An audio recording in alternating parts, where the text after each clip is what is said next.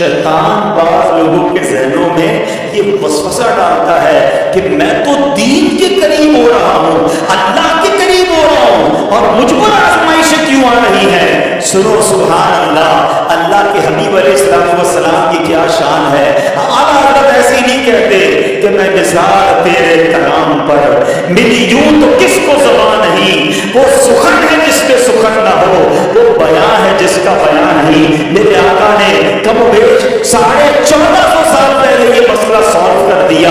حضرت سیدنا سعد بن ابی وقاص رضی اللہ عنہ فرماتے ہیں کہ میں نے عرض کی یا رسول اللہ صلی اللہ علیہ وسلم، سب سے زیادہ مصیبتیں کن لوگوں پر؟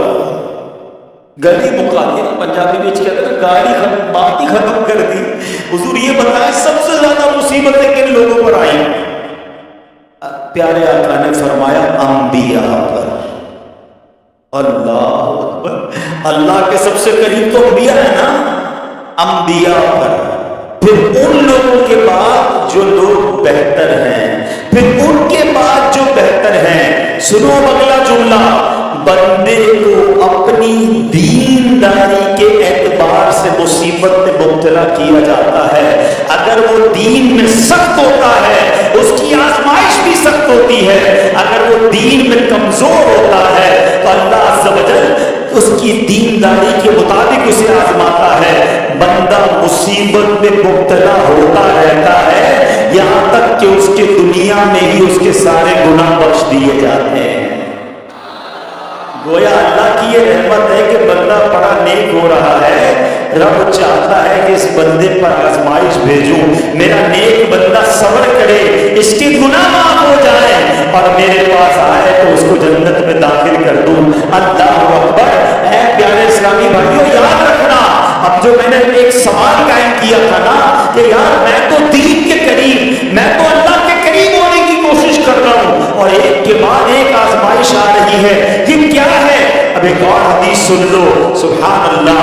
حضرت سیدنا انس رضی اللہ عنہ سے روایت ہے، سرکار بالا تبار، ہم بے قصوں کے مددگار، شفیع روز شمار، دو عالم کے مالک و مختار صلی اللہ تعالی علیہ وآلہ وسلم نے فرمایا، جب اللہ عز و جل کسی بندے سے محبت فرماتا، سننا ذرا غور سے، اللہ عز و جل جب اپنے کسی بندے سے محبت فرماتا ہے یا اسے اپنا دوست بنانے کا ارادہ فرماتا ہے تو اس پر آزمائشوں کی بارش فرما دیتا ہے۔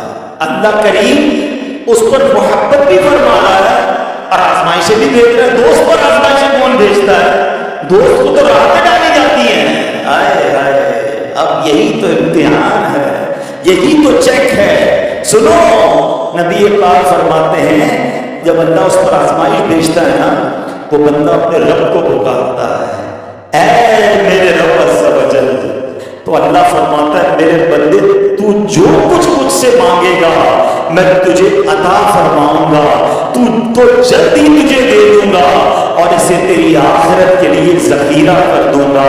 سبحان اللہ، یعنی اللہ والوں کو آزمایا جاتا ہے، ان کے درجات بلند کیے جاتے ہیں، ان کے گناہ معاف کیے جاتے ہیں۔ تو اے میرے پیارے اسلامی بھائیوں، کبھی بھی یہ ذہن میں خیال مت لانا کہ یار میں دین میں قریب آ رہا ہوں، میری آزمائشیں بڑھ رہی ہیں۔ سمجھ لو امتحان شروع ہو گیا ہے، ٹیسٹ شروع ہو گیا ہے، اب اس ٹیسٹ میں مجھے کامیاب ہونا ہے اور اللہ کے مزید قریب جانا ہے۔ زندگی میں جو گناہ ہو گئے ہیں یہ میرے گناہوں کا انشاءاللہ کفارہ بن جائے گا، میرے درجات کی بلندی کا سبب بن جائے گا۔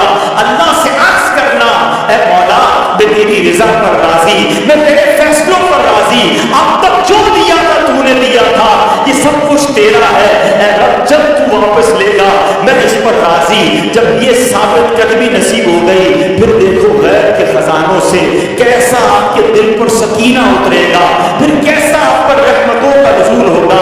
تو اے میرے پیارے اسلامی بھائیوں، مصیبتیں آ چکی اور آنے بھی والی ہیں، پہلے ذہنی طور پر تیار رہنا، مگر صبر کرنا۔ یہ چند دنوں کی، چند گھنٹوں کی، چند لمحوں کی مصیبت ہے، مگر یہ تمہارے درجات کو بلند کر دے گی۔ رب کریم صبر کرنے والوں کو پسند فرماتا ہے۔